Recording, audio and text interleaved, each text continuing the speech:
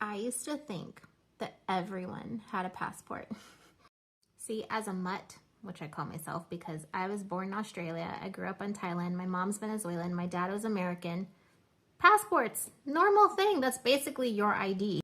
So I get off the plane, we're in the grocery store. A few days later, the cereal aisle was like, whoa. We didn't have that many cereals in Thailand. We only had like 5 to choose from. But I digress. We're walking through talking about passports. I say, Grandma, why don't you have a passport? Why don't you have a passport? Why does the lady at the checkout not have a passport? Don't people go anywhere? Nobody has a passport? How do you go anywhere? How do you know who everybody is? And this is what ended up changing my mind. My grandma told me, well, hun, I don't have anywhere to go. And a few months in, I realized just how small of a town I actually lived in. I was living in Warsaw, Indiana. Of course nobody has passports, apparently, unless you have money or you're gonna go travel for a special event. That's not exactly a required thing in the United States of America.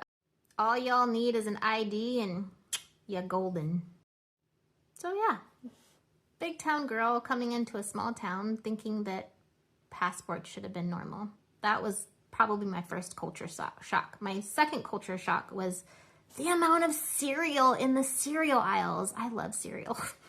I do. I love cereal. And when I saw like this aisle that it just extended for what seemed like miles with all the options that you could ever want, from Frosted Flakes to honeycomb to puffs and all kinds of things that I had never seen or experienced, I was so happy.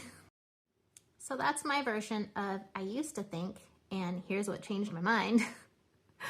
What was one of your culture shocks when you moved to the States? I want to know below. These are good.